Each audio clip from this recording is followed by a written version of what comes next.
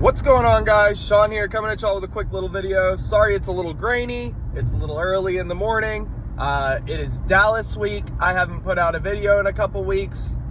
Just been dealing with a lot at home. You know the usual, guys. One day we will get this page on track, I promise. But I just wanted to come at y'all and talk to y'all real quick. We're going to change up the format again a little bit. We're going to go back to just more of a simpler thing. I'm going to go back to trying to farm for subscribers, see if we can get a little bit of a boom. I really want to go into 2025, balls to the wall on the Eagles. I'm talking full coverage all the way through to the Super Bowl, because I still believe the Eagles are going to make it there. Full coverage all the way through the offseason. We're talking about college.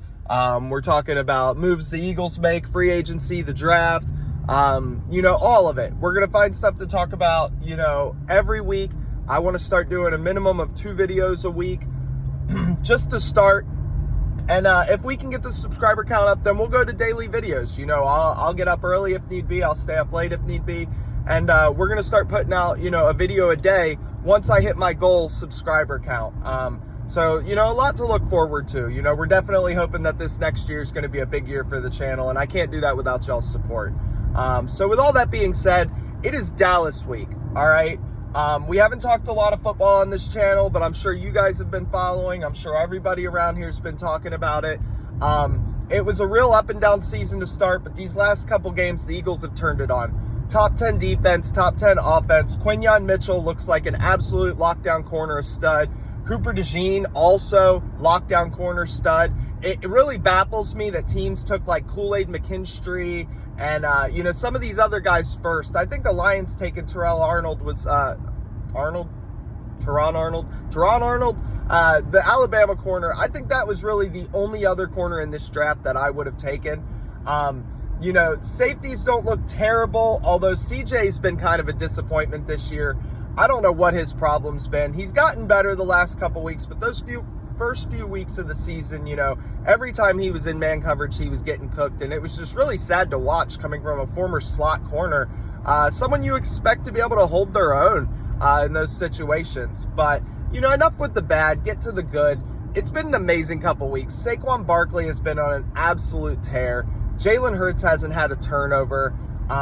Nick Sirianni isn't coaching the greatest still. I still believe that he is our weak link, but I think he is starting to see the light of day of how this team needs to be ran. I'm not ready to say we're back to 2022 form yet, but this is the best that we've looked in a long time. Even last year with the 10-1 stretch, I don't think there was ever a point where we were top 10 offense and defense. So, it's just been an amazing year. It's really been an amazing year because, we started so rough and so many people were so ready to throw everything away and, to pack it up and say, that's it for the Eagles season this year. It's done, blah, blah, blah, blah, blah.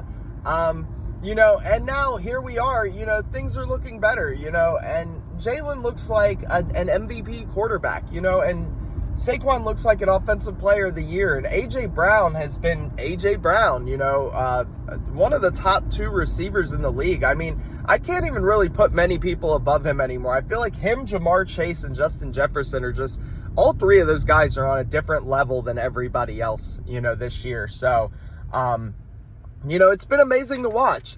Kellen Moore has been doing a fantastic job. We've seen a lot more motion with the Eagles.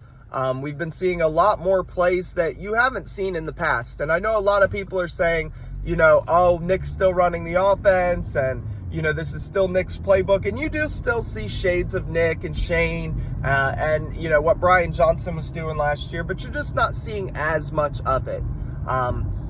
So I think overall things have been great. This is a team, you're going into Dallas week. If I remember correctly, no Micah Parsons, no Trayvon Diggs, no Dak Prescott. Zeke got benched last week, so it makes you wonder what his role will be this week. You're more than likely looking at Cooper Rush and Trey Lance. I imagine they'll have a couple packages for Trey Lance. They're going to try and surprise us, hit us with some trickery, because at this point they don't have much else. CeeDee Lamb's dealing with an injury. I expect him to play. But with Dallas being as injured as they are, it really makes you wonder, do you think that they just hold him out this game for health, or do they go into panic mode and play him anyway and risk getting him hurt further? So I don't doubt the Eagles win this game, but I am not ready to say that it's just going to be a blowout and, we're just going to handle things. Cooper Rush is not a starter. Cooper Rush is a viable backup. He can win you a game or two over a couple weeks, and that's exactly what I'd be worried about today. Vic Fangio, on the other hand, has been putting up masterclass after masterclass. The collapse to the Jaguars last week, as much as I want to blame it on Vic Fangio, I think it was a mix of just bad decisions, the referees with bad calls, and, just players kind of thinking the game was over and then having to turn it back on at the end. Also, Isaiah Rodgers got cooked pretty decent last week, and Darius Slay comes back this week. So I expect that to make a bit of a difference right there as well. Having Slay back will definitely kind of turn our defense back up to where they've been this year. I'm not too worried about the defense. I want to talk about our 2 All-Pro linebackers. Yeah, count them. 2 All-Pro linebackers. Say what you will about how they started this year. Zack Baun and Nakobe Dean have been lights out. I think they have 2 weeks this year where the PFF rated them a 90 or higher. I know last week for sure they were both a 90 or higher, but I'm pretty sure both of them have been ranked higher this year. They both had a pick last week. Nakobe had 2 tackles, which you look at the game and it's like, how did he only have 2 tackles? He was out in coverage a lot, and they didn't really pick on Nakobe too much. Zack Baun, though, the human missile, extend this guy. Can we just please go ahead and extend Zack Baun? I don't want to see him walk, and I don't want to see a situation at the end of the year where you can't come together on a number. Yes, he's never been a linebacker before this year. He was always an edge hybrid guy. Pay him. Stop being afraid. If Vic Fangio is the long-term answer on defense, which I think Vic will be here for at least 3 or 4 years, then you've got to keep him. You've got to keep Baun with Vic Fangio. I think the thing that nobody talked about is having fresh legs at linebacker. Nakobe and Zack Baun are not afraid to run. They don't get tired. They just keep going and going and going, and it has been so refreshing to watch.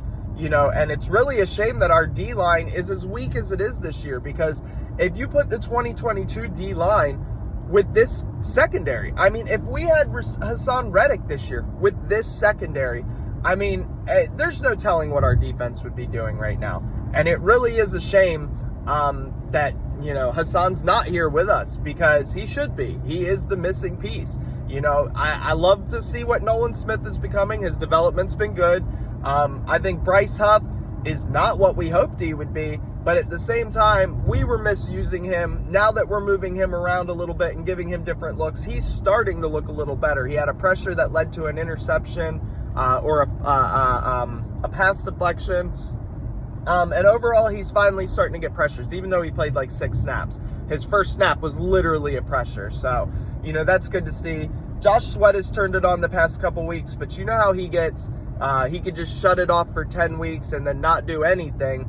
So I worry about him. And, I expected more out of BG this year, but he is still a spark plug. So, I can't really talk bad about Brandon Graham, because he is still bringing pretty much what we thought he was going to bring this year. And it's not his fault that the best defense he's ever played on happened when he was 36 years old. So, overall, it's been a pleasant surprise. I think that the rest of the year, it's going to hinge on everybody being consistent, and then it's also going to hinge on Jalen Hurts. I think Jalen Hurts has to keep it up.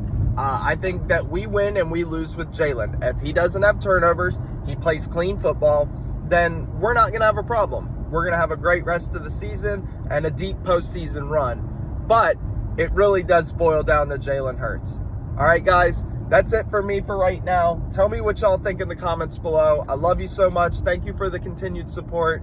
Peace, guys. Be good. Also, Rip Tony Todd, a legend.